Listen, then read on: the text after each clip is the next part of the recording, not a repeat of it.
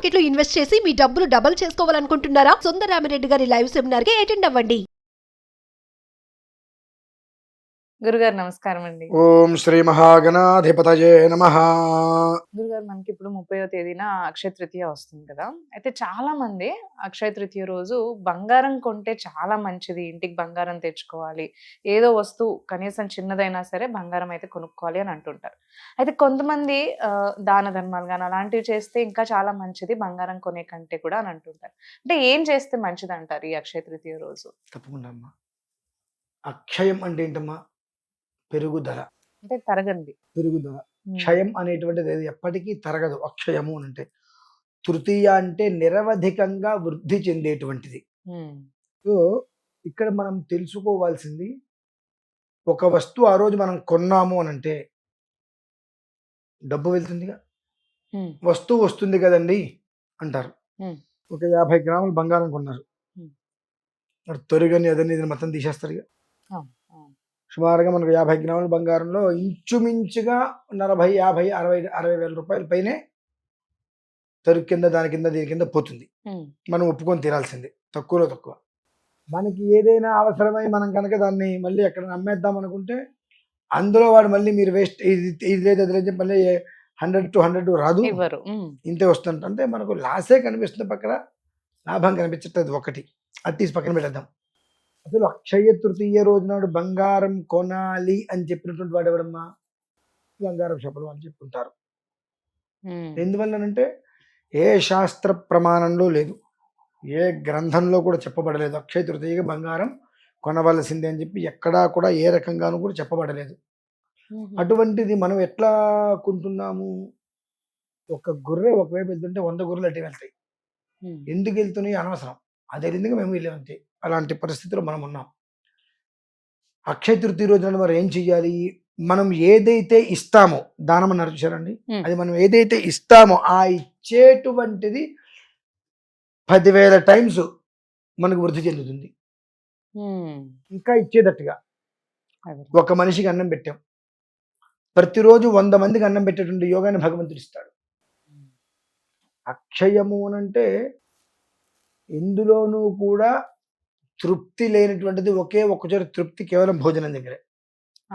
ఎంత డబ్బిస్తే ఇంకా ఇవ్వచ్చు కదా అంటారు, ఎందులోనూ తృప్తి ఉండదు. భోజనం మాత్రమే ఇక నా వల్ల చాలు అని అంటారు, కడుపు నిండా అన్నట్టుంటుంది అది అక్కడ.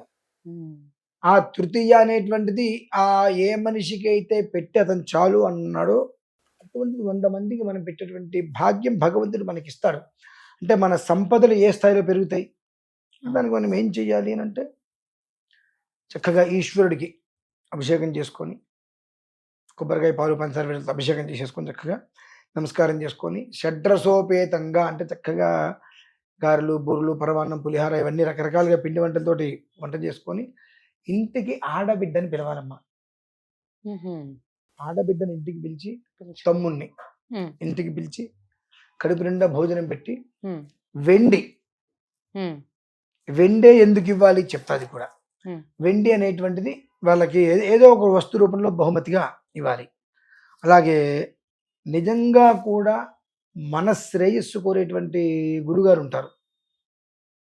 అర్ధరాత్రి ఏదన్నా ఇబ్బంది వచ్చి ఫోన్ చేస్తే, సరే అమ్మా ఏం పర్లేదమ్మా, ఏం పర్లేదయ్యా, నీకు ప్రశాంతంగా ఉండండి, నేను చూసుకుంటాను, ఏం పర్లేదు అని మన శ్రేయస్సు కోరేటువంటి గురుగారు అంటారు.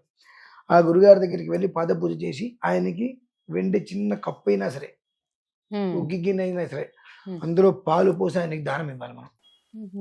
అక్షయ తృతీయ అనేటువంటి రోజు నాడు ఈశ్వరారాధన చేసి ఈ భోజనాలు పెట్టడం వలన ఏం జరుగుతుంది అంటే పితృదోషం తొలగిపోతుందమ్మా. పితృదోషం తొలగాలంటే ఏదో చేయాల్సిన అవసరం లేదు, ప్రత్యేకంగా. ఆ పితృదోష విధానాలు అనేక రకాలుగా వస్తూ ఉంటాయి కాబట్టి తాత్కాలిక ఉపశమనం అనేటువంటిది మనకి ఏ ప్రయత్నం చేస్తున్నా నెరవేర్లేనప్పుడు అక్షయ తృతీయ రోజు నాడు ఇంకా వైదిక కృతువులు కొన్ని ఉంటాయి చేసేటువంటివి. అందరూ కూడా తన ఇంట్లో తాను ఒక మానసిక ప్రశాంతత కోసం చేసుకునేటువంటిది ఇంటికి పిలిచి కడుపు నిండా అన్నం పెట్టడం, లేదంటే మన ఇంట్లో వంట చేసుకుని వెళ్ళి గుడి దగ్గర ఉంటారు భిక్షాటం చేసేవారు, కూర్చోబెట్టి కడుపు నిండా వాళ్ళకి అన్నం పెట్టి రావడం.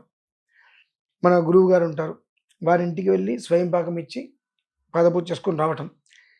దీని వలన ఆ వెండి అనేటువంటిది ఇవ్వడం వలన పితృప్రీతికరం యస్మాతు రజితం దుఃఖ సాగరాతు.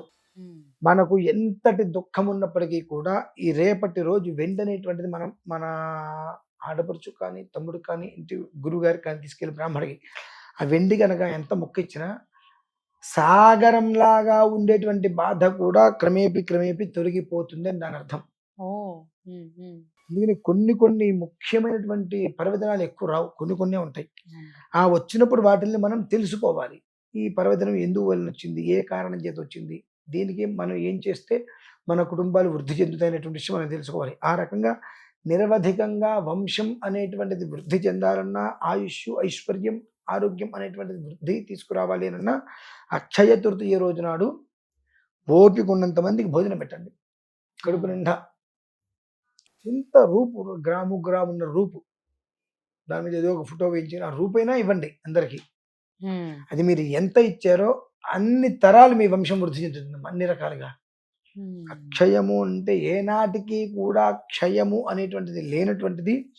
తృతీయ అంటే వృద్ధికి మూలం. మా ఇళ్లలో కొన్ని ప్రత్యేకమైనటువంటి క్రతువులు నిర్వర్తిస్తూ ఉంటాము. అవి వైదిక కృతంగా మేము నిర్వర్తించుకోవాల్సిన మా ఇళ్లలో కాబట్టి బయటికి దాని విషయం చెప్పినా అర్థం కాదు. మా ఇళ్లలో మేము నిర్వర్తించుకునేటువంటివి వైదిక ప్రక్రియలు అవి మాకేవో కొన్ని ఉంటాయి. కాబట్టి ఎప్పుడూ కూడా అక్షయ తృతీయ అంటే ఏమిటి అని తెలుసుకోకుండా గుడ్డెద్దు చేలో పడింది అన్నట్టుగా ఎవడో బుద్ధి జ్ఞానం లేని వాడు తిన్నదరక చెప్పిన వాడు ఎవడో చెప్పాడని పట్టుకొని ఈ ఆడవాళ్ళందరూ కూడా పొలోమని గోల్డ్ షాప్కి వెళ్ళిపోవటం, అదే రోజు డబ్బులు కట్టి తీసుకోవాలి. ఎంత నష్టపోతున్నారు, ఎంత జీవితం అర్థం చేసుకుంటున్నారు. వినాశకాలి విపరీత బుద్ధి. ఇందాక మనం అనుకున్నట్టుగా మనిషికి కష్టం రావాలి అంటే ఒక కారణం ఉండాలిగా. మనిషికి కష్టం రావాలంటే ఒక కారణం ఉండాలి. ఆ కారణమే రేపు బంగారం. అలాగే గురుగారు చాలా చక్కగా వివరించారు ఉన్న డౌట్స్ అన్ని కూడా. పరమేశ్వర.